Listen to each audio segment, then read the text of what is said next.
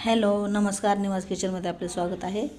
बघा मी तुम्हाला आज शेवग्याच्या शेंगाची भाजी बनवून दाखवत आहे।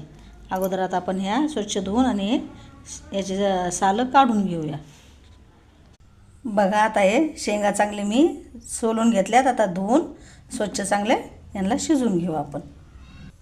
आता याच पाण्यात थोडंसं तेल टाकायचं, थोडी हळद टाकायची म्हणजे याला चांगला रंग येतो।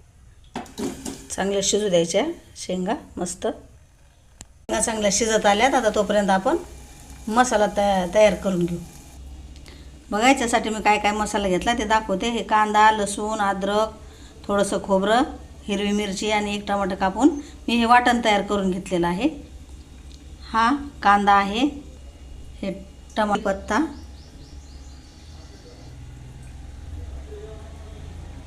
कोथिंबीर आणि हे मसाले बघा। मिरची पावडर, थोडासा गरम मसाला घेतला आहे, थोडा गोडा मसाला आहे, मीठ आणि हळद चवीपुरतं घेतले। हे बघा तुम्ही आता इथं कढई तापायला ठेवली, तेल टाकू। हे तेल टाकते, तेल चांगलं तापलं आहे। आता जिरे सोडून घेते। जिरे चांगले तडतडले, कांदा चांगला परतला। आता हे मसाले सोडून घेते आणि नंतर वाटण सोडून घ्यायचं। आता हे वाटण सोडून घेते। वाटण सोडलंय, चांगलं परतून घेऊ। टमाटर टाकते, मसाल्यात थोडी कोथिंबीर टाकायची। मस्त मसाला शिजलाय। आता हे शेंगा सोडून देऊ, झाली आपली भाजी तयार। बघा किती छान प्रकारे मस्त भाजी झाली शेवग्याची शेंगाची तयार। त्याच्यासोबत बघा मी काय काय घेतले खायला।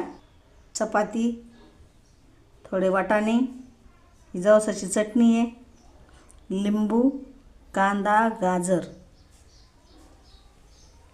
बघा तुम्ही किती छान जेवण बनलेलं आहे। अशाच प्रकारे तुम्ही भाजी बनवून बघा आणि माझे असे नवीन व्हिडिओ बघायसाठी माझ्या चॅनलला सबस्क्राईब करा।